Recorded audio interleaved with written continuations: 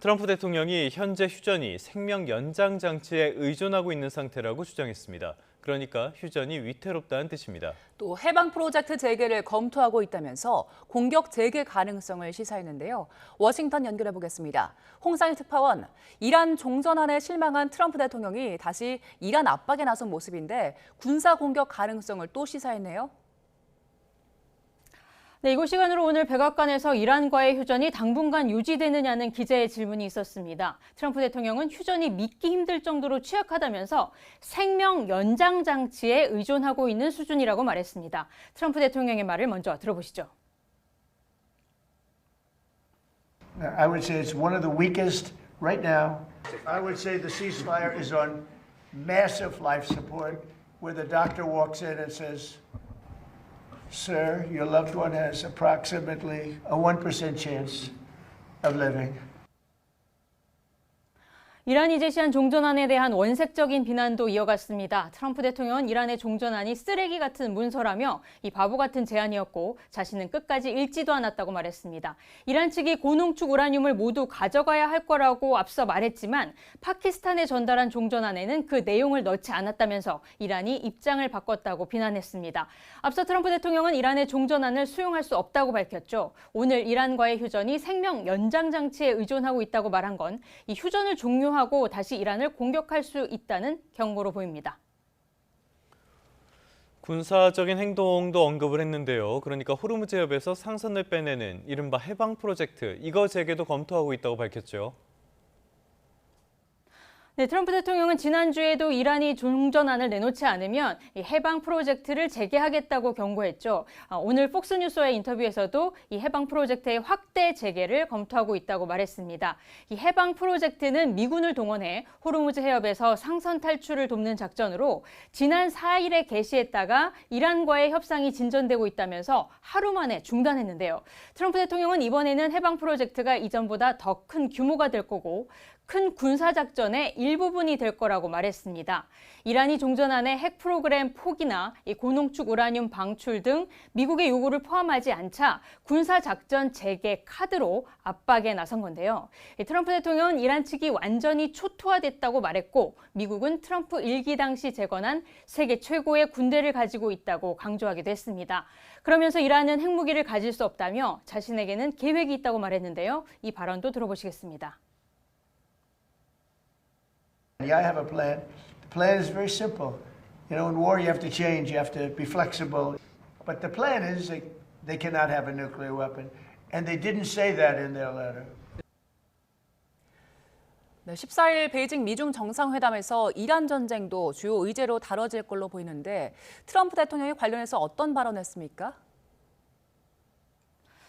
네, 트럼프 대통령은 중국 방문을 기대하고 있다면서 이 시 주석도 이란 문제가 해결되기를 원하고 있다라는 말을 했습니다. 앞서 트럼프 행정부 고위 당국자는 트럼프 대통령이 미중 정상회담에서 이란 문제와 관련해 시진핑 중국 국가주석에게 압박을 가할 거라고 밝혔는데요.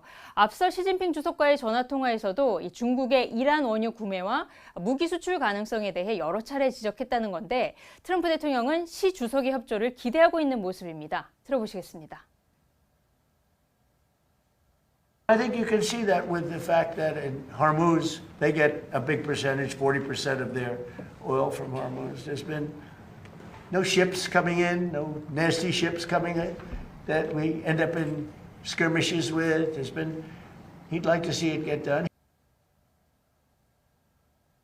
트럼프 대통령은 그러면서 이번 미중 정상회담에서 미국의 타이완에 대한 무기 판매 문제도 논의할 거라고 말했습니다. 트럼프 대통령은 지난해 타이완에 약 16조 원 규모의 무기 판매 패키지를 승인했는데요. 시 주석이 미국이 타이완에 무기를 판매하지 않기를 원하고 있다는 걸 알고 있다고 말해서 이번 미중 정상회담에서 시 주석의 이란 설득을 요청하고 타이완 문제를 양보할 수도 있다는 분석도 조심스럽게 나오고 있습니다. 지금까지 워싱턴에서 전해드렸습니다. 이란은 여전히 강경합니다. 전쟁 종식과 배상금, 호르무즈 주도권 보장이 협상의 전제 조건이라는 점을 분명히 하고 있습니다. 이란과의 전쟁이 끝나지 않았다고 한 이스라엘에는 이란도 아직 결전을 끝내지 않았다고 받아쳤습니다. 오만 무스카트에서 신호 기자가 보도합니다. 이란 언론들은 미국이 준 합의안을 굴복 요구로 평가했습니다. 국영 IRIB 방송은 미국의 제안이 과도한 요구였다면서 이란 정부가 이란 국민의 기본적 권리를 강조하는 자체 계획을 제시했다고 보도했습니다. 국영 프레스 TV도 이란이 미국의 제안을 거부하면서 전쟁 피해 배상금과 호르무즈 해협의 주권을 강조했다고 전했습니다. 이란 외무부는 트럼프 대통령이 받아들일 수 없다고 언급한 이란의 요구는 지극히 정당하다고 주장했습니다. متعلق به مردم ایران که سالهاست به ناحق به خاطر فشار آمریکا در بانک‌های خارجی محبوس شده آیا اینها مطالبه زیادخواهانه است؟ 미국의 이란 유조선 압류와 선박 무력화를 해적 행위로 규정하면서 역봉쇄 해제를 요구했습니다. 이란의 핵심적 요구 조건은 전쟁 종식과 배상금 지급, 호르무즈 해협의 주도권입니다. 미국이 가장 중요하게 보는 이란 핵시설과 농축 우라늄 처리에 대한 입장은 종전선언 이후 세부 협상 논의 과제로 미루려고 합니다. 이스라엘의 공격으로 휴전이 무색해진 레바논의 안전보장까지 포함해서 모든 전선에서의 무력행위 중단을 촉구했습니다. 베냐민 네타냐후 이스라엘 총리가 이란과의 전쟁이 끝나지 않았다고 발언하자 이란 정부도 아직 결산을 끝내지 않았다고 응수했습니다. 협상이 원점으로 돌아갔다는 평가 속에 트럼프 대통령이 전쟁 재개까지 시사하면서 호르무즈 해협의 불확실성은 더 커지고 있습니다.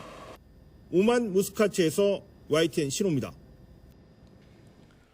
미국의 전방위적인 해상 봉쇄 이후에 이란의 경진안은 갈수록 깊어지고 있습니다.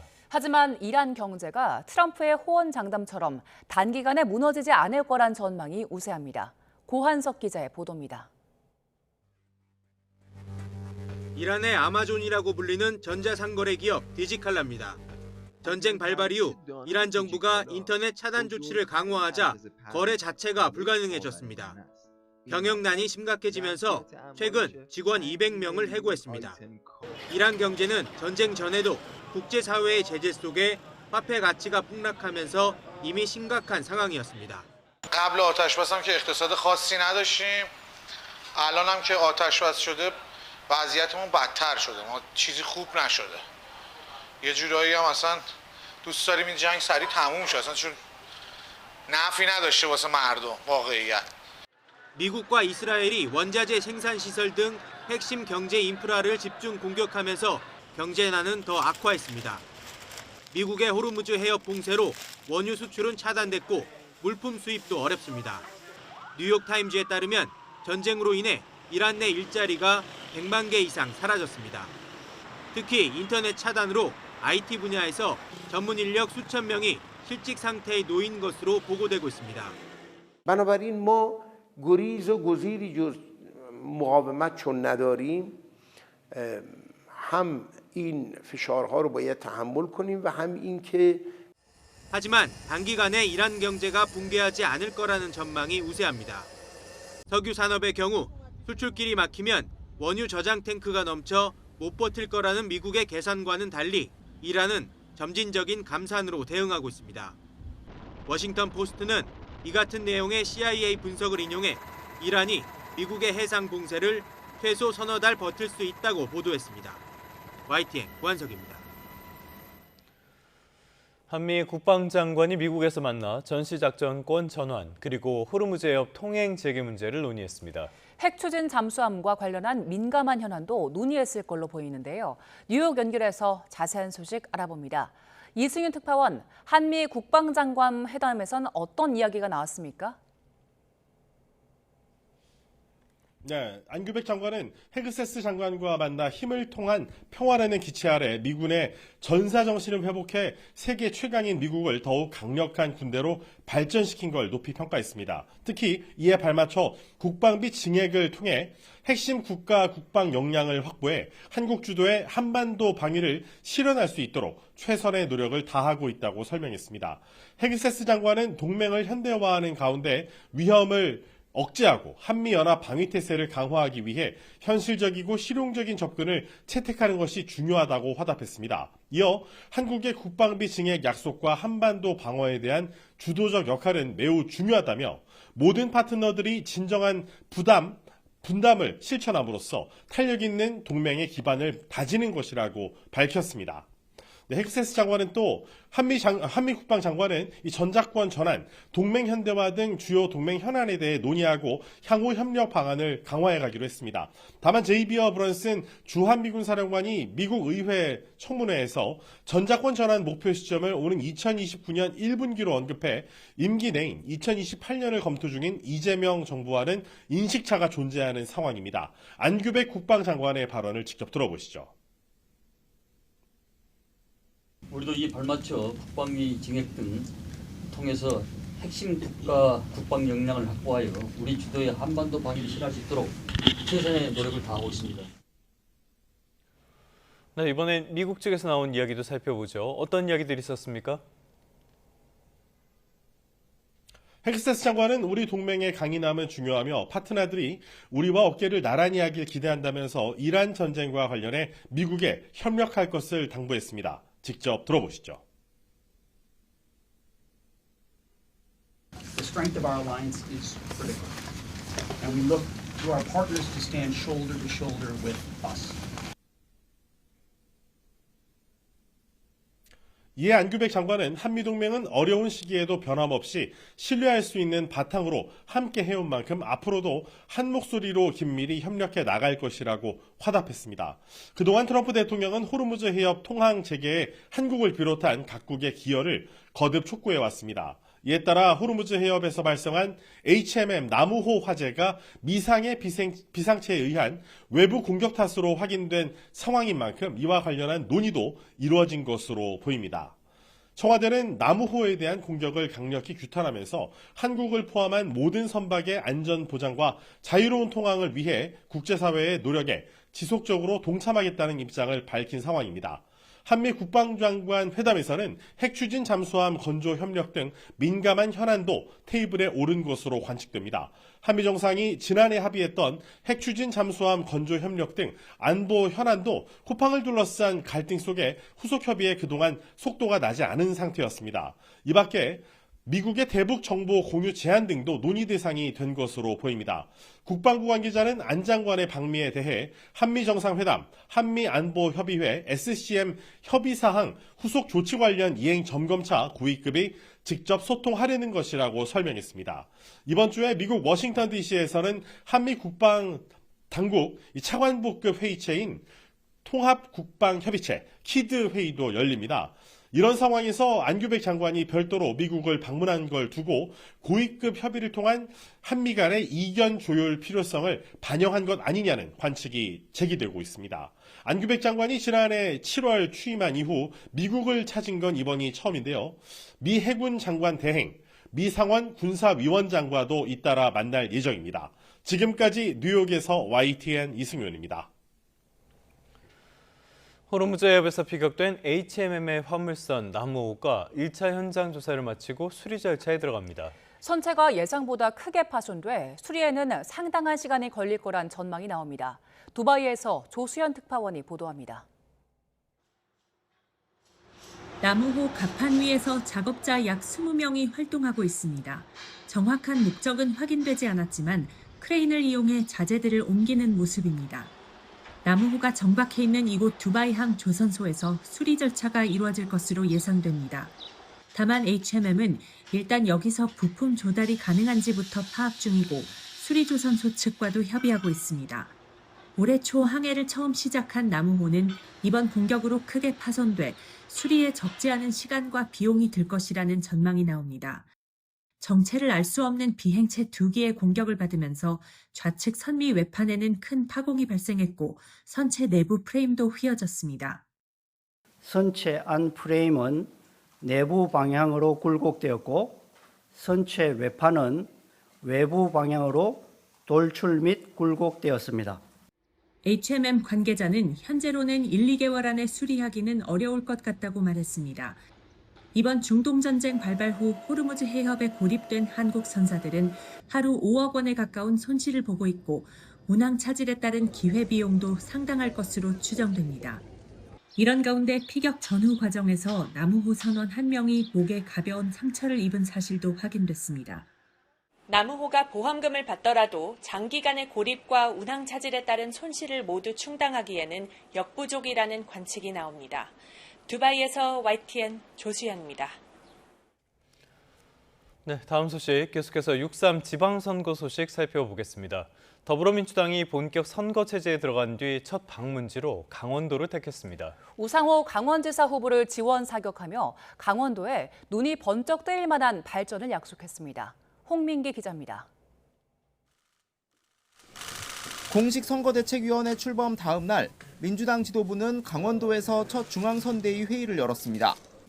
벌써 네 번째 강원을 찾은 정청래 대표는 당 1호 공천 우상호 강원지사 후보를 치켜 세우며 강원도를 확실히 탈환하겠다는 강한 의지를 내비쳤습니다. 이번 지방선거를 통해 강원도민들께서 눈이 번쩍 뜨일 만큼 강원도를 발전시키겠다고. 우 후보는 이번 선거가 대한민국이 지방시대로 대전환하는 기회라며 여당 후보들이 당선돼야 지역 균형 발전이 가능하다고 강조했습니다. 당선되는 날부터 첨단 대기업을 유치하고 강원도 맞춤형 사업과 좋은 일자리를 육성해 청년들을 끌어들이겠다고 약속했습니다. 또 당내 반발에 직면한 국민의힘 장동혁 대표를 언급하며 동시에 민주당 원팀 행보를 부각하기도 했습니다. 참고로 장동혁 대표는 양양에 한번 왔다가 김진태 후보한테 쓴소리 보고 쫓겨났던 그런 기록이 있다는 걸. 민주당은 12.3 계엄 당시 맨몸으로 장갑차를 막았던 시민 유충원 씨를 공동 상임 선대위원장에 위촉하는 등 내란 청산 기조도 이어갔습니다. 모든 것이 망가지고 뒤틀려지고 처박혔던 비정상을 정상화로 돌리는 것, 그것이 시대의 정신입니다. 지도부는 서울에서도 공천자 대회를 열고 새 몰이에 나섰습니다. 후보들을 향해 민주당 당원이라 승리 가능성이 크다는 사실을 항상 명심해달라며 겸손한 자세를 거듭 강조했습니다. 이런 가운데 한병도 원내대표는 고향인 전북을 찾아 민주당 이원택 전북지사 후보 엄호에 나서며 지역 여론 잡기에 나섰습니다. 무소속이 아닌 민주당 후보가 당선이 돼야 속도감 있게 더 빨리 일을 할 수 있다는 생각이 들어서. 이 자리에서 현금 살포 의혹으로 제명된 무소속 김관영 후보를 언급하며 만약 징계하지 않았다면 상상을 초월하는 공격을 받았을 거라고 공천의 정당성을 강조했습니다. 민주당의 텃밭 전북에서 무소속 김관영 후보와 민주당 이원택 후보가 접전 양상을 보이는 등 분위기가 심상치 않자 한병도 원내대표가 서둘러 전북을 찾았다는 해석도 나오고 있습니다. YTN 홍민기입니다.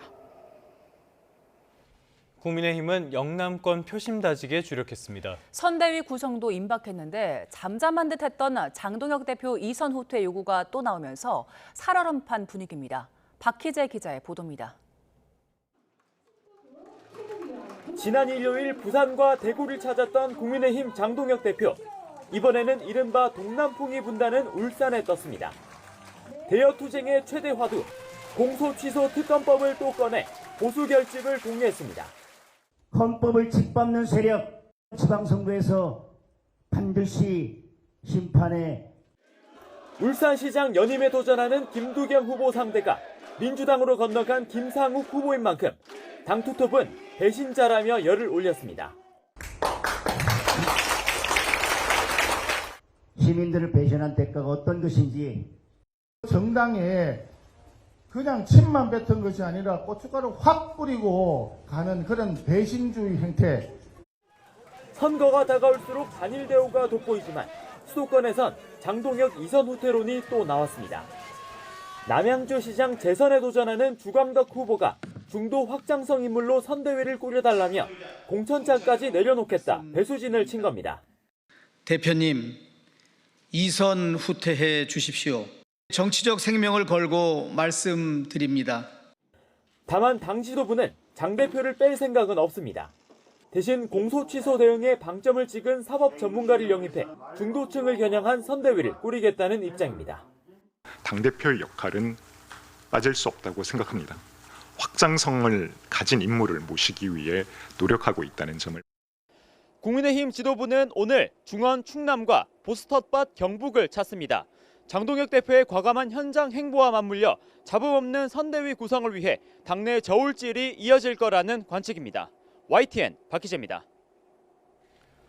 경제 뉴스입니다. 코스피가 7천을 넘어선 지 불과 며칠 만에 8천선 돌파마저 눈앞에 뒀습니다. 그 중심엔 역시 반도체가 있었습니다. 류환웅 기자의 보도입니다.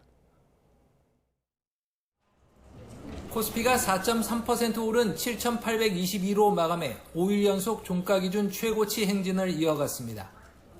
장중에는 7,898까지 올랐는데 8,000피까지 불과 102포인트밖에 남겨두질 않았습니다. 종가 기준으로는 177포인트 남은 셈입니다. 삼성전자는 6.3% 오른 28만 5,500원에 SK하이닉스는 11.5% 오른 188만 원의 장을 마쳐 최고가를 또 경신했습니다.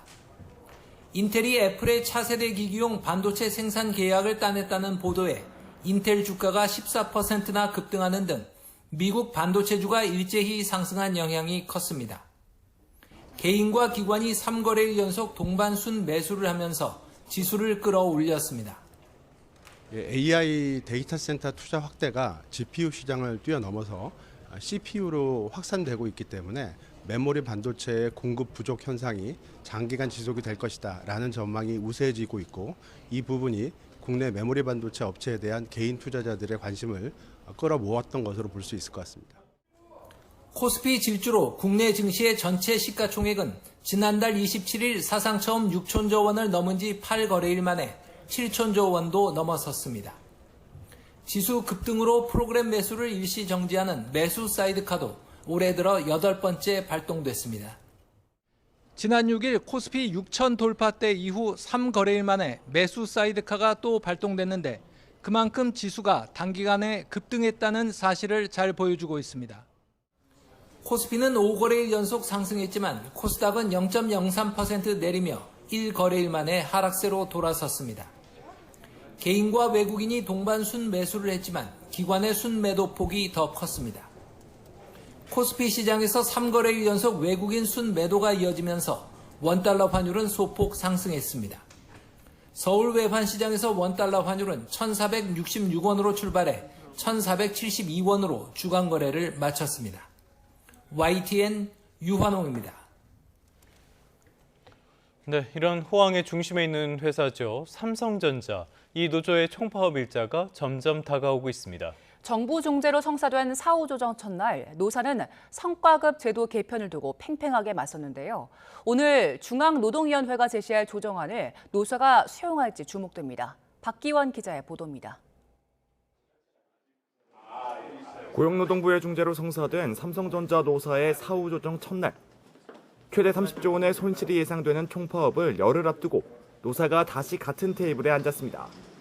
근로자 대표 지위를 가진 초기업 노조 삼성전자 지부가 줄곧 요구하는 것은 성과급 제도 개편입니다. 제도 개편 없이는 조정도 없다는 원칙을 내세웠습니다. 회사에 좀 전형적인 변화가 있으면은 저희도 그에 대한 고민은 좀 해보려고 합니다. 회사가 제도화에 대한 입장이 없으면은 오늘이라도 저희는 조정이 안 될 것으로도 생각하고 있습니다. SK하이닉스와 같이 성과급 상한제를 없애고 앞으로 매년 영업이익의 15%를 성과급으로 지급하는 방안을 제도화해달라는 요구입니다. 삼성전자가 올해 영업이익 340조 원을 달성하면 단순 계산으로도 50조 원 이상을 대부분 메모리 사업 부문에 돌려달라는 셈입니다. 반면 삼성전자는 영업이익의 10%를 재원으로 활용하고 메모리 사업부에는 업계 최고 수준의 보상을 제안하고 있습니다. 노사는 밤늦게까지 협상을 벌였지만 별다른 진전 없이 입장 차이만 확인했습니다. 죄송합니다. 말씀드릴 게 없어가지고요. 네, 죄송합니다. 중앙노동위원회는 노사의 의견을 들은 뒤 오늘 조정안을 제시할 예정이지만 노사가 서로 양보해 이를 수용할 수 있을지는 미지수입니다. 우리 위원회에서 조정안 만들 것이고 만들어가지고 조정안을 내는 게 우리의 고유의 과제이긴 해요. 근데 뭐 노사하고 이야기를 해서 뭐 굳이 조정안을 안 내고 자기네들끼리 결정을 할 수 있으면은 그 방법으로 가는 것이.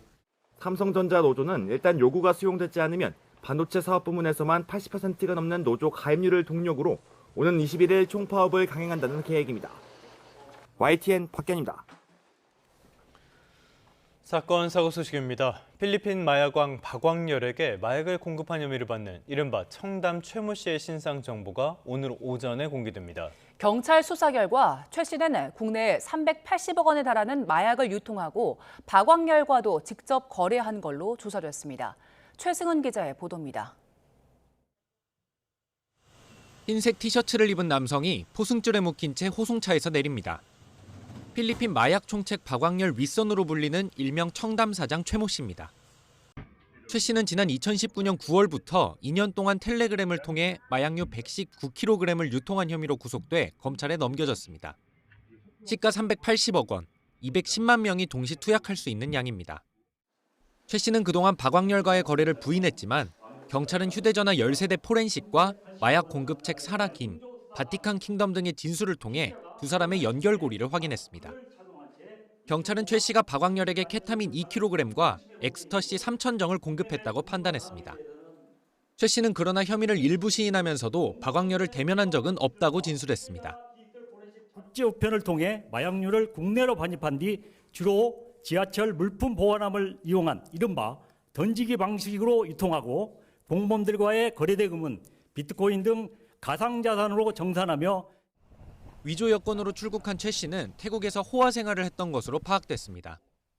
경찰은 마약 판매 수익으로 추정되는 비트코인 60억 원에 대해 기소 전 추징 보전을 신청하고 한 달 동안 신상 정보를 공개하기로 했습니다.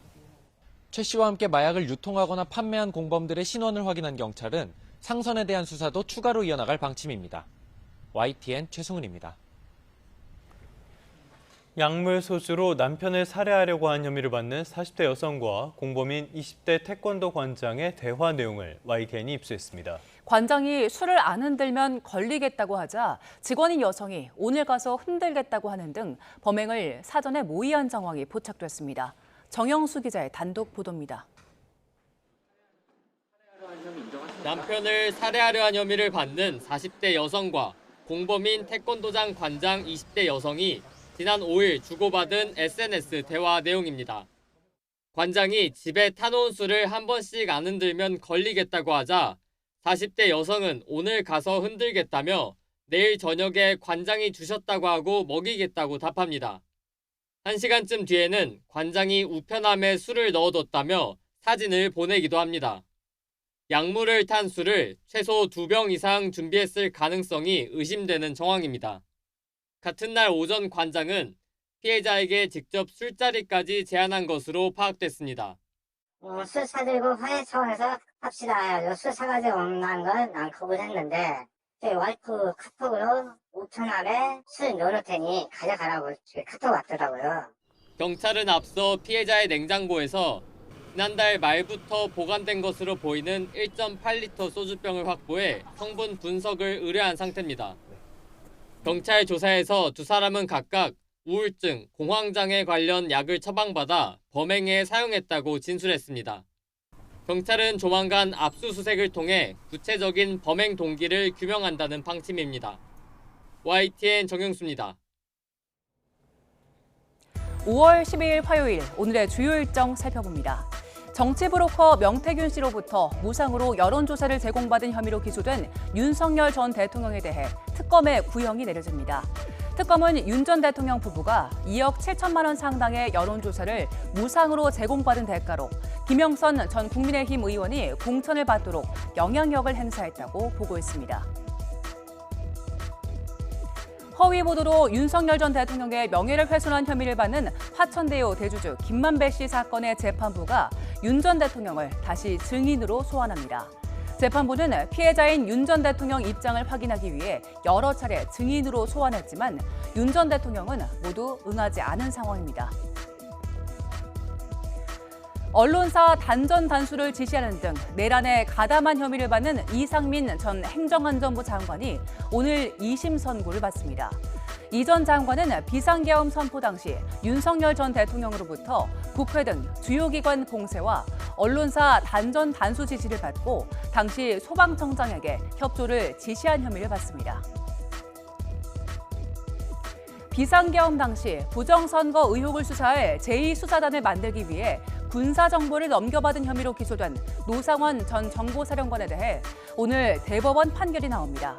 앞서 노 전 사령관은 민간인 신분으로 정보사 소속 요원들의 인적 정보 등 군사 정보를 넘겨받은 혐의 등으로 기소돼 1, 2심에서 징역 2년을 선고받았습니다. 서울 도심에서 술을 마신 채로 운전하다 일본인 관광객 모녀를 들이받아 어머니를 숨지게 한 혐의로 기소된 30대 남성에 대해 오늘 1심 선고가 내려집니다.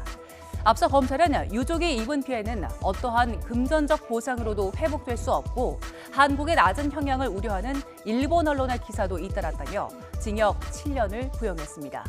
지금까지 오늘의 주요 일정이었습니다. 화요일 아침 전국 곳곳에 비가 내리고 있습니다. 특히 부여와 서천 등 충남 일부 지역에는 호우주의보가 내려진 가운데 시간당 10mm 안팎의 다소 강한 비가 집중되고 있는데요. 이 비구름이 점차 동쪽으로 이동하면서 오늘 오후까지 전국 대부분 지역에 비가 이어지겠습니다. 예상되는 비의 양은 호남에 최대 70mm, 충남과 경남에 10에서 50mm 정도의 비가 더 예상되고요.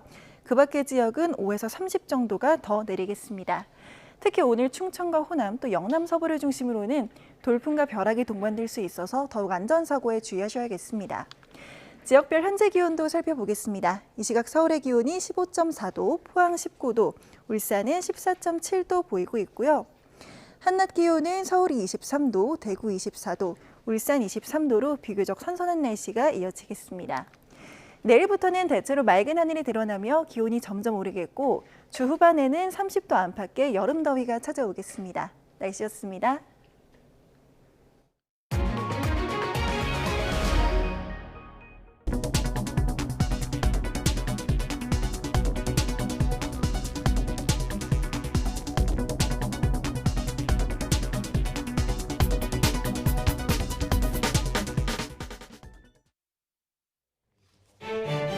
주요 뉴스입니다. 트럼프 대통령이 이란에 제시한 종전안에 대해서 바보 같은 제안이라며 비난했습니다. 이란과의 휴전도 간신히 유지되고 있다고 언급해 미국 내 군사행동이 언제든지 재개될 수 있다는 점을 시사했습니다. 트럼프 대통령은 호르무즈 해협에 갇힌 민간 선박들의 해협 통과를 지원하는 프로젝트 프리덤 재개를 검토하고 있다고 밝혔습니다. 그러면서 이전보다 규모가 확대되고 큰 군사작전의 일부가 될 거라고 언급했습니다. 호르무즈 해협에서 피격된 HMM 화물선 나무호가 1차 현장 조사를 마치고 수리 절차에 들어갑니다. 청와대는 민간 선박에 대한 공격은 용납할 수 없다면서 추가 조사를 통해 공격 주체를 가려낸다는 방침입니다. 한미 국방장관이 미 워싱턴 DC 인근 국방부 청사에서 만나 전시작전권 전환과 호르무즈 해협 문제를 논의했습니다. 안규백 장관은 한국 주도의 한반도 방위를 위해 최선을 다하고 있다고 강조했고 헤그세스 장관은 호르무즈 해협 통항 재개에 대한 한국의 기여를 우회적으로 요청했습니다. 네, 다시 이란 관련 소식 짚어보겠습니다. 청와대는 우리 선박 나무호가 피격된 것과 관련해 민간 선박에 대한 공격은 용납될 수 없다며 강력히 규탄한다고 밝혔습니다. 추가 조사를 통해 누가 공격했는지를 가려내 대응 조치를 해나갈 방침입니다. 강진원 기자의 보도입니다. 청와대 안보사령탑인 위성락 국가안보실장이 HMM 나무호의 피격 사건과 관련해 예정에 없던 기자간담회를 열었습니다. 미상의 비행체 2기가 나무호를 타격했다는 정부 조사 결과가 발표된 지 하루 만입니다. 폭발 압력으로 인한 파손 패턴과 반구형 관통 형상 부위를 고려할 때 기뢰 및 어뢰에 의한 피격 가능성은 낮은 것으로. 유 실장은 호르무즈 해협에 정박 중이던 우리 민간 선박이 공격 대상이 된 걸 강한 어조로 비판했습니다. 하지만 누구를 규탄한다는 건지 구체적인 대상은 지목하지 않았습니다. 우리는 추가 조사를 통해서 공격의 주체, 정확한 기종, 또 물리적 크기 등을 식별해 나가고자 합니다. 청와대 고위 관계자 또한 이란과 관련성에 대해 현재는 미지의 영역이라며 여러 가능성을 놓고 파악하는 단계라고 말을 아꼈습니다. 정부 조사 결과가 나온 이후 주한 이란 대사가 우리 외교부를 찾은 데 대해서도 확대 해석을 경계했습니다. 외교적 항의 뜻이 담긴 초치가 아니라 만나서 협의한 거라고 선을 그었습니다. 대응 조치가 뒤따를 수밖에 없는 이번 사건의 엄중함을 고려해 결정적인 분석 결과가 나올 때까지 신중 모드를 유지하는 거로 보입니다. 청와대는 다만 비슷한 사건의 재발을 막기 위해 정부 차원의 노력을 기울이겠다는 입장은 명확히 밝혔습니다. 이러한 사건이 재발하지 않도록 유관국들과도 지속적으로 소통해 나가고 안전을 강화하기 위한 노력도 배가해 나갈 것입니다. 선박의 안전보장과 자유로운 통항을 위한 국제사회의 노력에 동참하겠다는 뜻 역시 내비쳤는데 어떤 형태로 현실화할지에도 관심이 쏠립니다. YTN 강준원입니다.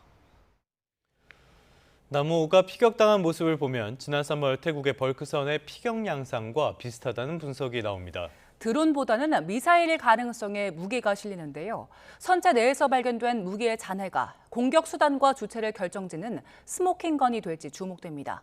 김문경 기자의 보도입니다.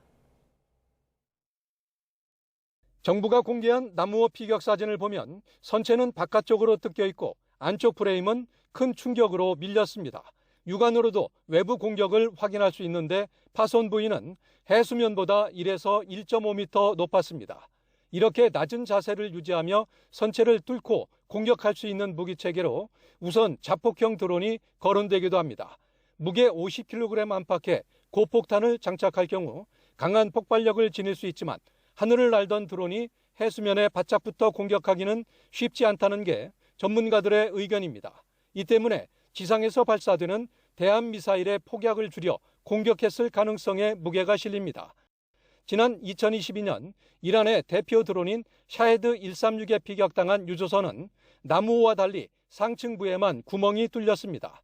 반면 지난 3월 이란에 공격당한 태국 국적의 벌크선은 나무호와 비슷한 모습을 보였습니다. 통상적인 자폭 드론보다 속도가 빠른 비행체로 보여지고요. 철판이 외부로 휜 것으로 보아 내부 폭발하는 대한미사일과 유사한 공격 패턴의 비행체로 보여집니다. 이란이 미사일 공격을 감행했다면 카데르 지대함 미사일을 사용했을 가능성이 큽니다. 이란은 1990년대 중반 중국에서 C-80이 대한미사일을 도입한 뒤 이를 역설계해 노우루와 카데르 대한미사일로 발전시킨 것으로 알려졌습니다. 이달 초 이란 혁명수비대는 카데르 지대함 미사일 발사 장면을 공개하며 위협을 높이기도 했습니다. ارتش اعلام کرد با اخطار قاطع و سریع نیروی دریایی ارتش جمهوری اسلامی از ورود ناوشکن‌های دشمن آمریکای صهیونی به محدوده تنگه هرمز ممانعت شد. 하지만 정부는 이란 대사를 외교부로 불러 논의하면서도 공격 주체를 확정짓지는 않았습니다. 선체 내에서는 발사체 잔해도 함께 발견됐는데 공격 수단과 발사 주체는 여기에서 판가름 날 거로 보입니다. YTN 김문경입니다. 미국과 이란 간의 전쟁 휴전이 불안정하다는 소식에 국제 유가가 다시 올랐습니다.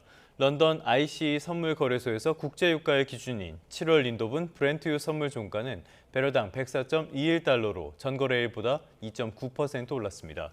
뉴욕 상품 거래소에서 6월 인도분 미국 서부 텍사스산 원유는 배럴당 98.07달러로 2.8% 상승했습니다.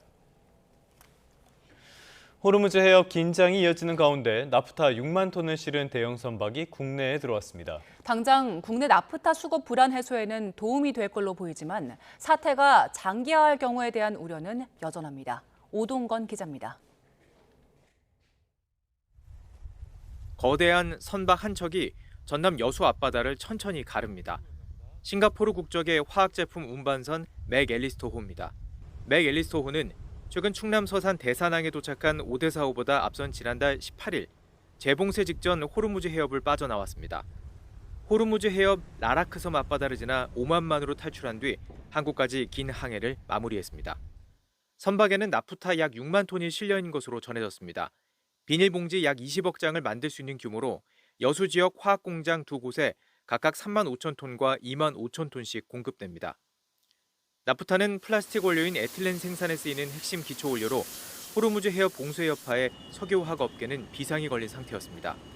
병원 주사기와 의약품 포장재 같은 의료 소모품은 물론 산업용 플라스틱 생산 차질 우려도 커졌습니다. 이번 맥앨리스터호 입항으로 당장 일부 수급에는 숨통이 트일 전망입니다. 그동안 정부와 업계는 중동 수입 의존도를 낮추기 위해 미국, 오만, 그리스 등 도입선을 다변화했고 나프타 물량은 조금씩 회복되는 추세입니다. 원유의 경우 5에서 7월에 종전 대비 80% 이상을, 나프타의 경우에는 5월 기준 90% 이상의 물량을 확보하였습니다. 그러나 호르무즈 해협의 봉쇄가 최근 더 강화된 만큼 중동 사태가 장기화할 경우 국내 석유화학 공급망 전반의 부담이 다시 커질 수 있다는 우려가 나오고 있습니다. YTN 오동건입니다. 정부가 이른바 고유가 피해 지원금 2차 지원을 오는 18일부터 시작합니다. 국민 70%에게 1인당 최대 25만 원을 지급합니다. 최기성 기자입니다. 한 주민센터 앞에 고유가 지원금 2차 지급 대상과 사용처 안내가 적혀 있습니다. 애들 용품 사는 거나 아니면 저희 생필품 사는데 작은 보탬이 될 것 같아요. 차를 운행을 하기 때문에 주유비가 많이 들어서 좀 부담스러웠었어요. 취약계층을 대상으로 한 1차 지급에 이어 정부가 2차 지급 대상 등 기준을 발표했습니다. 올해 3월 부과된 건강보험료 합산액을 기준으로 소득 하위 70%인 약 3,600만 명이 대상입니다. 하지만 이 가운데 재산세 과세 표준이 12억 원을 넘거나 금융소득이 2천만 원을 넘는 이른바 고액자산가 93만 7천 가구, 약 250만 명은 제외했습니다. 지급 금액은 1인당 수도권 10만 원, 비수도권은 15만 원이고 인구 감소 지역 가운데 우대 지원 지역은 20만 원, 특별 지원 지역은 25만 원을 받습니다. 고유가 피해 지원금 역시 중동 전쟁 장기화로 인한 국민의 부담을 덜고 위축된 소비를 되살려 지역 경제에 활력을 불어넣는 민생 회복의 견인차가 될 것을 기대합니다. 신청은 오는 18일부터 7월 3일까지 가능합니다. 혼잡을 피하기 위해 첫 주에만 출생연도 끝자리에 따라 요일제가 적용됩니다. 신용카드나 체크카드, 지역사랑상품권 선불카드 중 원하는 수단을 골라 받을 수 있습니다. 사용지역은 주소지가 날 지방자치단체로 제한되고 연매출 30억 원 이하 소상공인 매장에서 쓸 수 있습니다. 사용기한은 8월 31일까지로 그 이후 잔액은 자동으로 사라집니다. 지급 대상 여부는 18일 오전 9시부터 카드사 누리집 앱이나 주민센터 등에서 확인하면 됩니다. YTN 최기성입니다. 유럽연합이 요르단강 서안에서 팔레스타인 주민에게 폭력을 휘두르고 있는 이스라엘 정착민들을 제재하기로 했습니다. 이란 전쟁 이후 폭력 행위가 한층 심해졌다는 판단인데 이스라엘은 정치적 결정이라며 반발했습니다. 이경화 기자의 보도입니다. 팔레스타인 주민이 사는 집에 수십 명이 몰려와 돌을 던지고 공격합니다. 집 앞에 둔 차량에 불까지 지릅니다. 요르단강 서안 지구에서 이스라엘 정착민들이 벌인 일입니다. كل ما يجي اطلع من الباب الدبش مش موقف يعني والفيديوهات تثبت هذا الكلام. هلا في اللحظه اللي هم ببلشوا فيها حرق السياره طبعا هم برا بضربوا بكسروا بضربوا حتى في بنت اختي في السياره بتيجي فيها حجر في وجهها بتتآذى. 국제사회는 요르단강 서안에 이스라엘이 정착촌을 계속 세우는 것을 불법으로 보지만 이스라엘은 정당한 권리라고 주장합니다. 가자 전쟁 이후 팔레스타인 주민을 겨냥한 이스라엘 정착민의 폭력 행위가 끊이지 않고 있습니다. 이런 양상은 이란 전쟁이 시작된 뒤 한층 심해졌다고 현지 당국과 유엔은 보고 있습니다. 결국 유럽연합 EU는 폭력을 주도하는 이스라엘 정착민과 단체들을 제재하기로 했습니다. 지난 9월 나온 제재안에 유일하게 반대했던 친이스라엘 성향 오르반 헝가리 총리가 총선에 패해 물러나면서 만장일치로 결론을 내린 겁니다.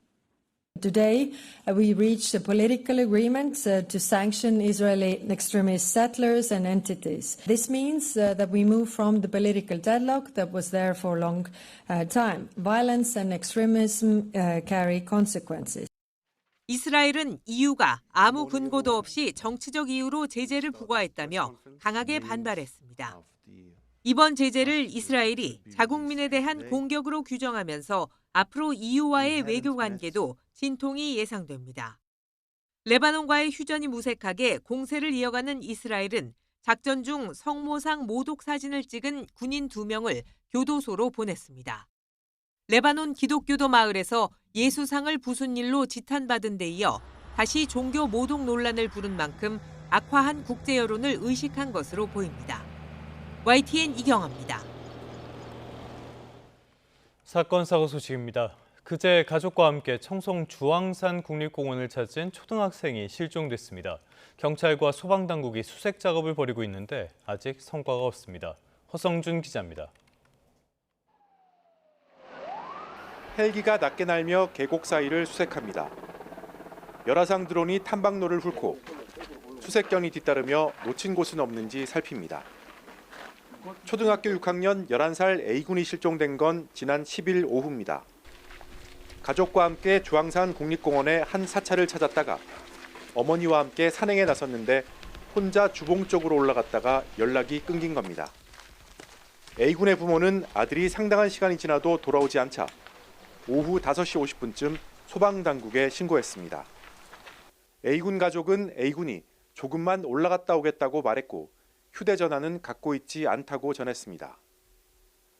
경찰과 소방당국이 야간 수색까지 벌였지만 찾지 못했고 날이 밝자 수색을 재개했습니다.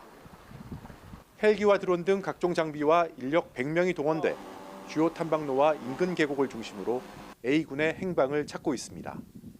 경찰은 국립공원 CCTV를 확인한 결과 A군 실종이 범죄와 관련된 정황은 없는 것으로 보고 있습니다. 키가 145cm 정도의 마른 편인 A군은 실종 당일 삼성 라이온즈 유니폼을 입고 있었습니다. YTN 허성준입니다. 불법 프로그램으로 택시 배차 앱을 조작해 장거리 승객의 호출을 빼돌린 택시 기사들이 무더기로 경찰에 적발됐습니다. 이 내용은 표정호 기자가 취재했습니다. 인천국제공항 주차장에 승객들을 기다리는 택시가 길게 줄지어 섰습니다. 공항에서 지방으로 가는 장거리 콜은 단가가 높아 특히 경쟁이 매우 치열합니다. 분명히 뭐가 지나갔는데 부를 시간은 없이 벌써 지나간 거야. 그냥 금방 없어지더라고. 그냥 내가 누르려고 하는데 그냥 사라져 버리는 거야. 그런데 카카오티 배차 앱을 해킹한 뒤 불법 프로그램을 깔아 장거리 호출을 가로채운 택시기사 수십 명이 경찰에 붙잡혔습니다. 운행 요금이나 출발 위치 등을 설정하면 불법 프로그램이 매초 자동으로 업데이트를 하며 조건에 맞는 콜을 낚아챘습니다. 정상적인 배차 앱입니다. 새로운 콜을 확인하기 위해 새로 고침을 하려면 이렇게 5초 동안 대기해야 하고 화면이 갱신되면 직접 손으로 수락 버튼을 눌러야 합니다. 지난해 8월부터 불법 프로그램을 사용한 택시기사 31명 중 일부는 선호 지역의 호출을 하루 최대 4건까지 독점하기도 했습니다. 똑같은 조건에서 받아야 되는데 걔네들이 그냥 좋은 거로 걔네들이 상관이 프로그램을 유통한 판매자는 동료 기사들에게 가입비와 월 사용료를 명목으로 1,300만 원을 챙긴 걸로 조사됐습니다. 경찰은 지난 3월 불법 프로그램 개발자와 판매자를 송치한 데 이어 이를 사용한 택시기사들도 곧 불구속 송치하고 범죄 수익도 모두 환수할 방침입니다. YTN 표정우입니다. 내란 중요임무 종사 혐의로 1심에서 징역 7년을 선고받은 이상민 전 행정안전부 장관이 오늘 2심 선고를 받습니다. 내란 혐의 사건이 항소심 판단을 받는 건 한덕수 전 국무총리 이후 이번이 두 번째입니다. 안동준 기자의 보도입니다. 이상민 전 행정안전부 장관은 1심에서 내란 혐의가 유죄로 인정돼 징역 7년을 선고받았습니다. 주문, 피고인을 징역 7년에 처한다. 재판부는 이 전 장관이 상의에서 꺼낸 문건에 언론사 단전 단수 등 지시사항이 담겼다는 특검 측 주장에 손을 들어줬습니다. 윤석열 전 대통령으로부터 이 문건을 받고 당시 소방청장에게 협조 지시를 하는 등 이 전 장관이 내란 중요 임무에 종사했다고 판단했습니다. 1심 선고 3개월 만에 이 전 장관은 내란 전담 재판부에서 두 번째 판단을 받게 됐습니다. 내란 혐의 항소심 선고는 비상계엄 당시 이 전 장관과 문건을 두고 함께 논의했던 한덕수 전 국무총리 이후 이번이 두 번째입니다. 이들은 1심에서 나란히 징역 15년을 구형받았지만 이 전 장관은 징역 7년을, 한 전 총리는 징역 23년을 선고받으며 형량이 크게 갈렸습니다. 한 전 총리는 항소심에서 징역 15년으로 형량이 줄었지만 내란 혐의 자체에 대한 판단은 뒤집히지 않았습니다. 한 전 총리가 이 전 장관과 언론사 단전 단수 지시 관련 이행 방안을 논의했다는 점은 유죄 판단의 근거가 됐습니다. 재판부가 다르긴 하지만 이 전 장관의 내란 혐의 역시 항소심에서 뒤집힐 가능성이 낮다는 분석이 나오는 이유입니다. 내란 특검은 이 전 장관 항소심에서도 1심과 같은 징역 15년을 구형했습니다. 1심 재판부가 무죄로 본 직권남용 등에 대한 항소심 재판부 판단은 이 전 장관 형량에도 영향을 미칠 전망입니다. YTN 안동준입니다. 윤석열 전 대통령 부부의 이른바 선상파티 의혹을 수사해온 경찰이 김건희 씨를 무혐의 처분하기로 했습니다. 다만 다금바리 공수나 불꽃놀이 준비를 지시한 당시 경호처 간부들은 직권남용과 이를 교사한 혐의로 검찰에 넘겨졌습니다. 김다연 기자의 보도입니다. 이른바 선상파티 의혹은 윤석열 전 대통령 부부가 2023년 여름 휴가 당시 해군 함정을 이용해 여가를 즐겼다는 내용으로 지난해 1월 정치권에서 제기됐습니다.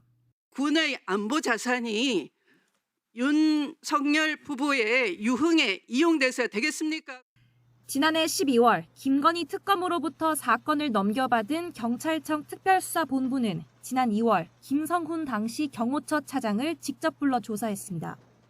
행사 준비 과정에서의 직권 남용 정황이 인정된다는 게 경찰 결론입니다.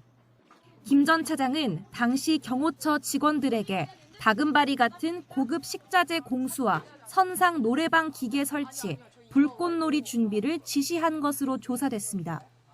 또 불꽃놀이를 가까이서 볼 수 있게 무리한 항로 변경을 요구한 혐의도 적용됐습니다. 경찰은 김용현 당시 경호처장 역시 이를 교사한 혐의로 함께 송치했는데 다만 김건희 씨에 대해선 증거 불충분으로 무혐의 처분을 내렸습니다. 지난해 12월 특검이 김 씨 조사를 진행하려 했지만 불발됐고 특수본에서도 별도 소환은 이뤄지지 않았는데 관련자 조사에서 김 씨의 직접 지시나 요구가 확인되지 않았다는 설명입니다. 경찰은 또 김 전 장관을 윤 전 대통령 탄핵 심판에서 계엄 해제 표결 저지 지시를 부인한 위증 혐의로도 송치했습니다. YTN 김다연입니다. 세계 3대 영화제로 꼽히는 제79회 칸 영화제가 오늘 막을 올립니다. 곡성으로 유명한 나홍진 감독의 신작이 경쟁 부문에 진출하면서 한국 영화는 4년 만에 수상에 도전합니다. 김승환 기자의 보도입니다.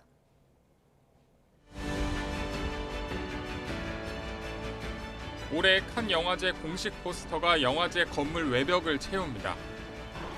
1991년 칸에서 처음 공개돼 두 여성의 자유와 해방을 그려낸 영화 델마 루이스의 이미지입니다.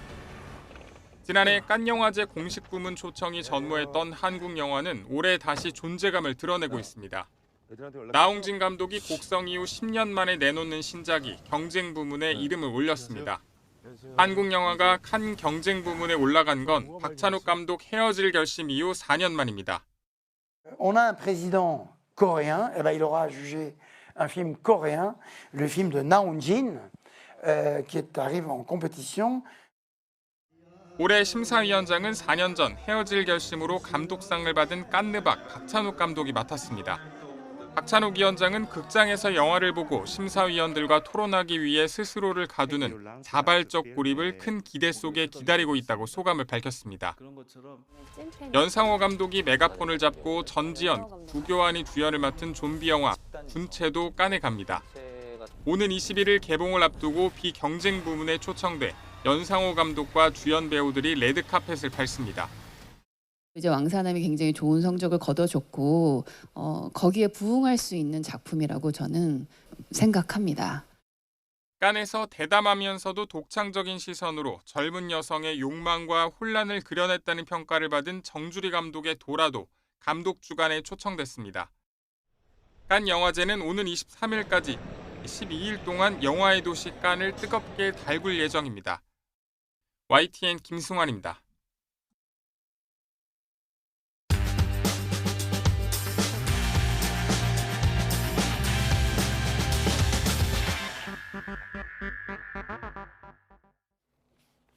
(5월 10일) 화요일 스타트 브리핑 시작합니다. 삼성전자 노조 측이 요구하는 성과급 두고 요즘 여기저기에서 말이 많죠. 영업이익의 N%를 성과급으로 지급한다고 못 박으면 통상임금 후폭풍이 불 거라고 우려하는 조선일보 기사 보겠습니다. 통상임금은 퇴직금이나 연장 야간, 휴일 근로수당의 산정 기준이 되는 임금입니다. 그동안 성과급은 통상임금으로 인정되지 않았는데요. 법원이 성과급은 근로의 대가에 포함되지 않는다고 봤기 때문입니다.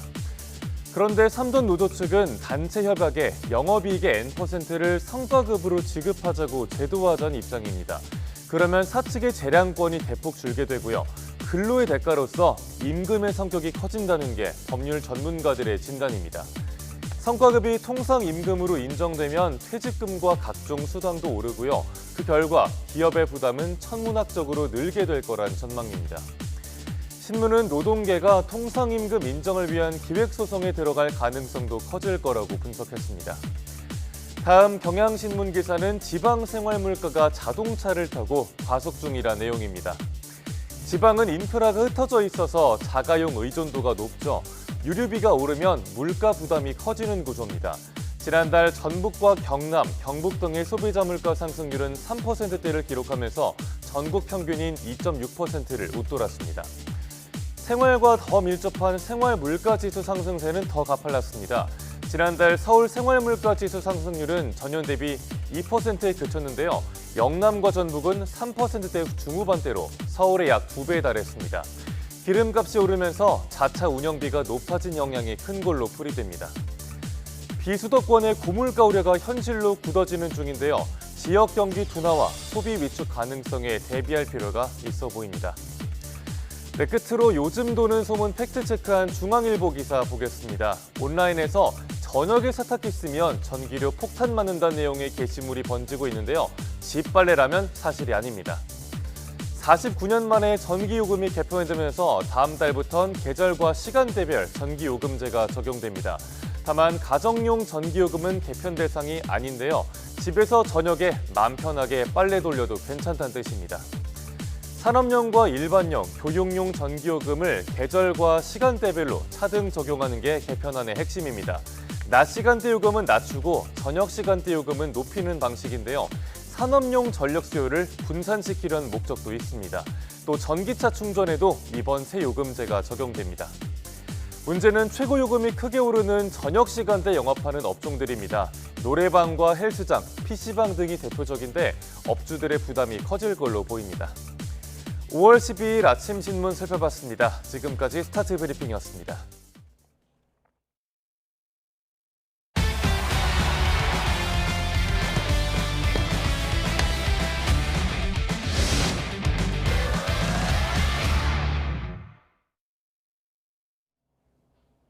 스포츠 뉴스입니다. 프로야구 선수로는 전성기를 한참 지난 불혹의 나이에 더욱 힘을 내는 선수들이 있는데요. 결정적인 순간에 알토란 같은 활약을 선보이면서 시즌 초반 프로야구 순위 싸움에도 영향을 미치고 있습니다. 양시창 기자입니다. 최용우가 힘껏 날린 공이 우익수 옆에 떨어져 담장까지 굴러갑니다. KBO 최초로 통산 550번째 2루타를 달성한 순간입니다. 이뿐만 아니라 최용우는 최다 안타에 최다 루타까지 나서는 경기마다 KBO 기록을 다시 쓰고 있습니다. 1983년생, 만 43살의 나이라고는 믿기 힘든 눈부신 활약입니다. 최용우의 활약과 함께 삼성은 길었던 연패에서 벗어나 7연승을 달리며 높게 날아올랐습니다. 욕심 아예 없고 지금 이제 제가 다시 삼성으로 왔기 때문에 삼성을 다시 우승을 해야죠. 후배들하고. 네. 그게 제일 큰 목표인 것 같아요. 올해 40번째 생일을 맞은 한화 류현진도 전성기에 버금가는 활약을 선보이고 있습니다.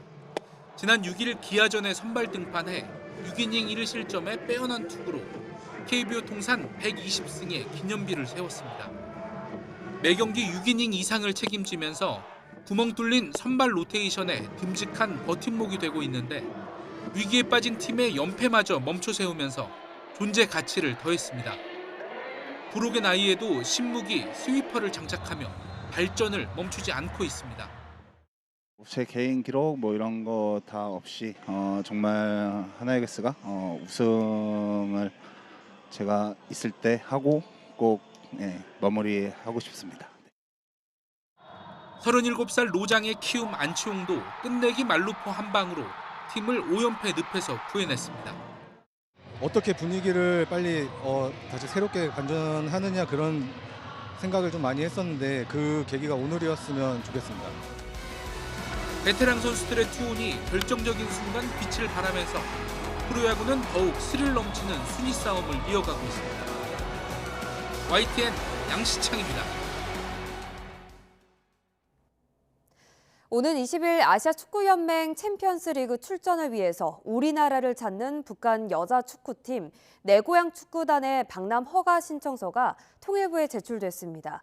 통일부는 관계기관과 협의를 거쳐 북한 선수단이 우리나라에 도착할 오는 17일 전까지 방남을 승인할 예정입니다. 지금까지 스포츠 뉴스였습니다.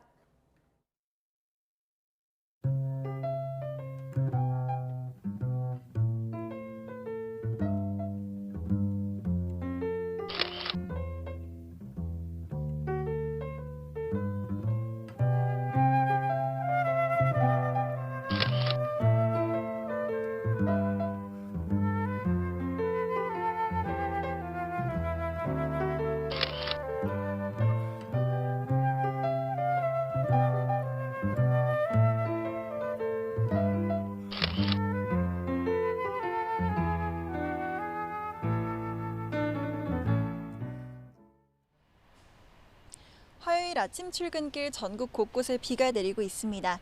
날이 밝아오면서 서울은 비구름의 영향권에서 벗어났지만 오늘 오후까지는 전국 곳곳으로 비가 더 이어지겠습니다. 특히 남부지방을 중심으로는 돌풍과 벼락을 동반한 강한 비가 예상돼서 안전사고에 더욱 주의하셔야겠습니다.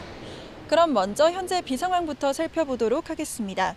현재 충남 서해안에 호우특보가 내려진 가운데 이들 지역은 시간당 10mm 안팎의 다소 강한 비가 집중되고 있는데요. 충청과 호남, 영남 서부에는 오늘 시간당 30mm 안팎에 달하는 강한 비가 쏟아질 때도 있겠습니다. 예상되는 비의 양은 호남에 최대 70mm, 충청과 경남, 제주도에 10에서 50mm가 되겠고 그 밖의 지역은 5에서 30 정도가 예상됩니다. 지역별 현재 기온도 살펴보겠습니다. 이 시각 서울의 기온이 15.5도, 대전 16.2도 보이고 있고요. 낮 기온은 서울과 대전 23도, 창원 20도 등 비가 내리며 종일 선선하겠습니다. 내일부터는 대체로 맑은 하늘이 드러나며 기온이 점점 오르겠고 주 후반에는 30도에 육박하는 고온 현상이 나타날 전망입니다. 비가 내리며 가시거리가 무척 짧아져 있는 곳들이 많습니다. 이동량이 많은 출근길, 보행자와 운전자 모두 교통안전에 각별히 유의하시기 바랍니다. 지금까지 YTN 정수현입니다. 뉴스타트 3부 잠시 뒤에 이어집니다.